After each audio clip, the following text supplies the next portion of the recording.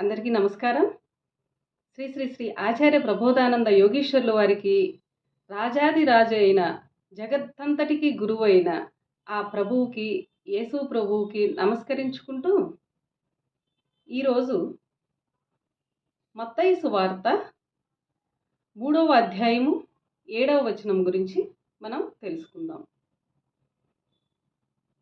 సర్పసంతానమా, రాబోవు ఉగ్రతను తప్పించుకొనుటకు మీకు బుద్ధి చెప్పువాడు ఎవడు అనే వాక్యమును వివరించి తెలుసుకుందాం. ఈ వాక్యములో సర్పసంతానమా అన్నమాట కొత్తగా వినిపించుచున్నది.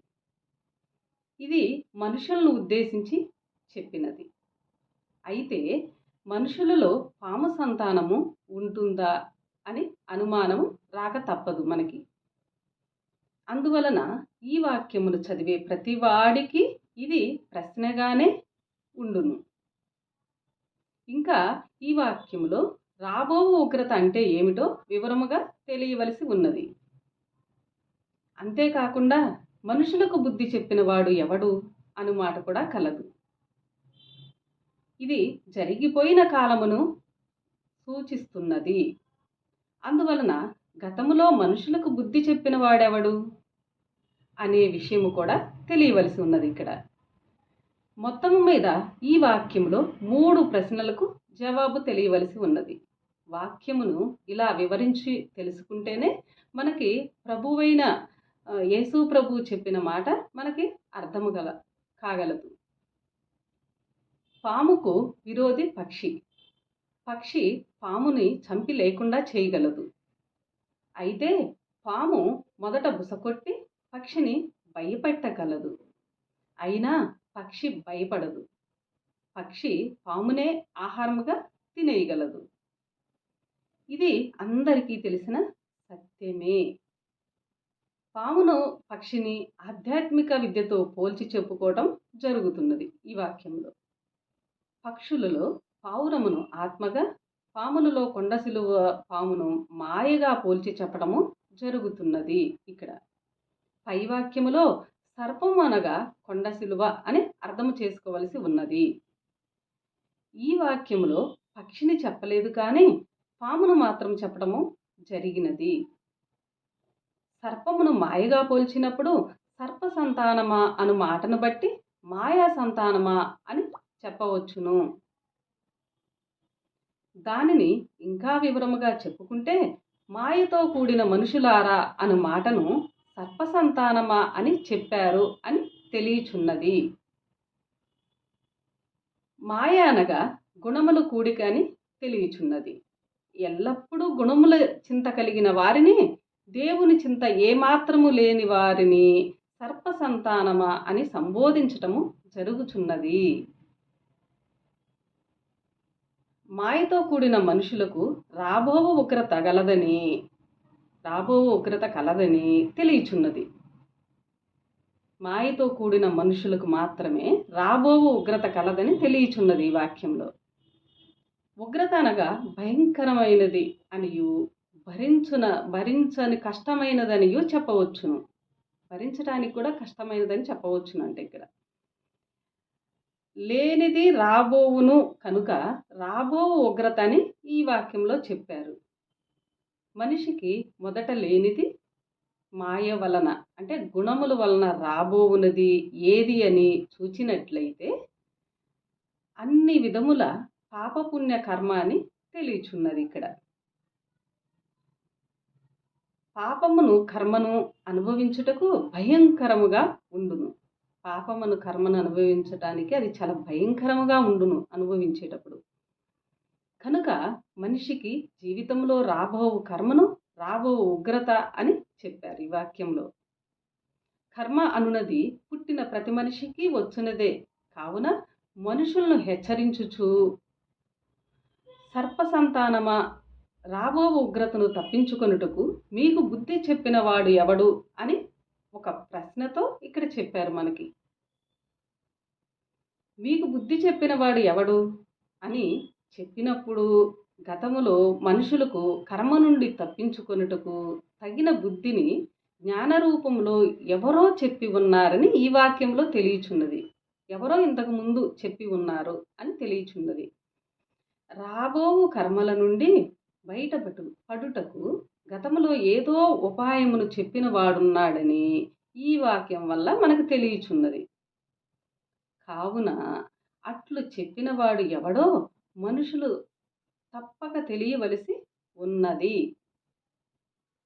గతములో రాబోవు ఉగ్రతను తప్పించుకొనుటకు ఎవడు బుద్ధి చెప్పి ఉన్నాడో వాడు ఎటువంటి వాడో, వాడు ఏమి చెప్పుచున్నవాడో, ఎప్పుడు చెప్పి ఉన్నాడో మనము తెలియవలసిన అవసరము ఉన్నది. గతములో జరిగిపోయిన విషయములు తెలియటము కష్టమే. అయినా ఈ విషయము తెలియకపోతే 4 సువార్తలలో మొదటి అధ్యాయములో మొదట వచ్చిన ప్రశ్నకు జవాబు తెలియకపోతే మొదటనే ద్వితీయ దైవ గ్రంథములోని విషయము అర్థము కాకుండా పోవటం వలన అర్థము కాకపోవటము వలన తర్వాత తెలియాల్సిన వాక్యములకు వివరము తెలియకుండా పోవును. అందువలన మొదటి ప్రశ్నగా వచ్చిన వాక్యమునకు తప్పక వివరము తెలియవలసి ఉన్నది. దీనిని గురించిన సత్యము తెలియుటకు ముందు ఈ ద్వితీయ దైవ గ్రంథము యొక్క విశిష్టతను తెలుసుకుందాం. దేవుడు చెప్పిన జ్ఞానము ఒక్కమారు 5000 సంవత్సరాలకు ముందే గ్రంథరూపముగా తయారైనది. అది మహాభారతమును గ్రంథములో గల 18 పర్వముల గ్రంథము మధ్యలో కొంత భాగముగా వ్రాయబడిన 18 అధ్యాయముల గ్రంథముగా ఉన్నది. ఆ 18 అధ్యాయములను ప్రథమ దైవ గ్రంథముగా చెప్పుచున్నాము. అందుకే బైబిల్ని ద్వితీయ దైవ గ్రంథము అన్నారు. సృష్టి ఆదిలో దేవుడు ఆకాశవాణి ద్వారా జ్ఞానమును చెప్పి ఉన్నాడు. అప్పుడు ఆ జ్ఞానమును జపర జ్ఞానము అని అన్నారు. పర అనగా వేరైనది అని అర్థము కాగా జ అనగా జన్మించినదని అర్థము. జన్మించిన దానికంటే వేరైనదని జపర యొక్క అర్థము. జననము లేనిది దేవుడే కనుక దేవుని జ్ఞానమును జపర జ్ఞానమని కూడా అన్నారు. ఇక్కడ జపర జ్ఞానము మొదట ప్రథమ దైవ గ్రంథముగా తయారు కాగా తరువాత 3000 సంవత్సరములకు అనగా ఇప్పటికీ 2000 సంవత్సరముల పూర్వము ద్వితీయ దైవ గ్రంథముగా వ్రాయబడినది. అదే జ్ఞానమే 1400 సంవత్సరముల పూర్వము 3వ దైవ గ్రంథముగా కూడా వ్రాయబడి ఉన్నది. ద్వితీయ దైవ గ్రంథముగా వ్రాయబడిన దానినే మనము ఇప్పుడు చెప్పుకుంటున్నాము. అందులోని వాక్యమునే ఇప్పుడు తెలుసుకొని వివరించి చెప్పుకుంటున్నాము. మీకు బుద్ధి చెప్పిన వాడు ఎవడు అన్నప్పుడు గతములో జ్ఞానము చెప్పిన వానినే అని చెప్పుకోవాలి. ఇక్కడ దీని ప్రకారము ప్రథమ దైవ గ్రంథములో జ్ఞానము చెప్పిన వాడు ఎవడో వాడే ముందు బుద్ధి చెప్పిన వాడని చెప్పవచ్చును. గతములో చెప్పిన దానితో మనకేమి పని అని ప్రశ్నించుకుంటే ప్రపంచములో దేవుడి జ్ఞానమును దేవుడే చెప్పాలి.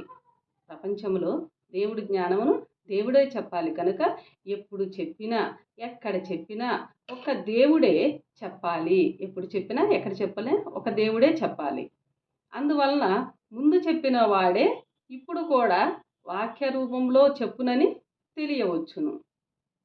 ఇప్పుడు ద్వితీయ దైవ గ్రంథంలో జ్ఞానమును చెప్పిన వానిని తెలియ నిమిత్తము ముందు గతములో జ్ఞానమును చెప్పిన వానిని తెలియవలసి ఉన్నది ఖచ్చితంగా. కావున మీకు బుద్ధి చెప్పిన వాడు ఎవడు అని ప్రశ్న వేసి అడగవలసి వచ్చినది. గతములో చెప్పిన వానిని గుర్తించగలిగితే ఇప్పుడు చెప్పు వానిని గుర్తించుటకు అవకాశము దొరుకును. ఇది చాలా ముఖ్యమైన పాయింట్. ఇది గతములో చెప్పిన వానిని గుర్తించగలిగితే ఇప్పుడు చెప్పు వానిని గుర్తించుటకు అవకాశము దొరుకును. ప్రథమ దైవ గ్రంథమును చెప్పిన వాడే ద్వితీయ దైవ గ్రంథమైన దానిని చెప్పుచున్నాడను నమ్మకముతో ఈ గ్రంథమును చదవాలని ముందే మేము అనగా స్వామివారు తెలియజేస్తున్నారు. ఇక్కడ ద్వితీయ దైవ గ్రంథమును చదువుటకు ముందు ఈ గ్రంథములో ప్రథమ దైవ గ్రంథమును చెప్పిన దేవుడు ఎక్కడ ఏ వాక్యమును ఎప్పుడు చెప్పాడో తెలియవలసి ఉన్నది. ఈ గ్రంథము మొత్తం 66 భాగములుగా ఉండగా అందులో కేవలము 4 భాగములందు మాత్రమే దేవుని చెప్పిన వాక్యములు ఉండగా మిగతా 62 భాగములలో ఇతర జ్ఞానులు చెప్పిన వాక్యములు కలవు. దేవుడు మనిషిగా అవతరించినప్పుడు ప్రత్యక్షముగా చెప్పిన వాక్యములు 4 భాగములలో కలవు. 4 భాగముల పేర్లు: 1 మత్తయి సువార్త, 2 మార్కు, 3 లూకా, 4 యోహాను. ఈ 4 భాగముల గ్రంథములో మధ్య భాగమున కలవు. దీనిని బట్టి గ్రంథమును 3 భాగములుగా విభజించి చెప్పవచ్చును.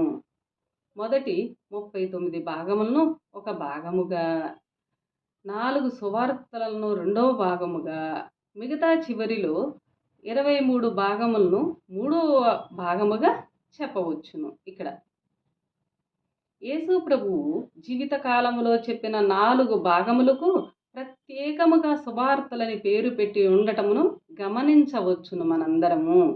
ఇక్కడ యేసు ప్రభువు చెప్పిన వాక్యములకి సువార్తలు అని పేరు పెట్టడం జరిగినది. అది మనందరం గమనించాలి. ప్రథమ భాగము 39 భాగములుగా ఉన్నది. ద్వితీయ భాగము 4 సువార్తలుగా ఉన్నది. ద్వితీయ భాగము 23 భాగములుగా ఉన్నది. తృతీయ భాగము 23 భాగములుగా ఉన్నది. ప్రథమ మరియు తృతీయ భాగములలో దేవుని జ్ఞానమునే ఇతర జ్ఞానులు చెప్పి ఉండగా, ఇక్కడ మధ్యలో ఉన్న 4 సువార్తల్లోని వాక్యమును ప్రథమ దైవ గ్రంథమును చెప్పిన వాడే తిరిగి యేసు అవతారముగా వచ్చి చెప్పాడని తెలియచున్నది ఇక్కడ. అందువలన ఈ విషయము తెలియుటకై పై వాక్యములో రాబోవు ఉగ్రతను తప్పించుకొనుటకు మీకు బుద్ధి చెప్పిన వాడు ఎవడు అని ప్రశ్నించి చెప్పారు ఈ వాక్యంలో. అందువలన అన్నింటికంటే ముందు వ్రాయబడిన ఈ వాక్యము ఎంతో విశిష్టత కలిగి ఉన్నదని చెప్పవచ్చును. మతానికి అతీతముగా ఉన్నది దేవుని జ్ఞానము. కుల మతాలకి అతీతమైనదే దేవుని జ్ఞానము. మత భావముతో చూడకుండా దైవ భావముతో చూస్తేనే వింటేనే అర్థమవుతుంది. అందరికీ నమస్కారం.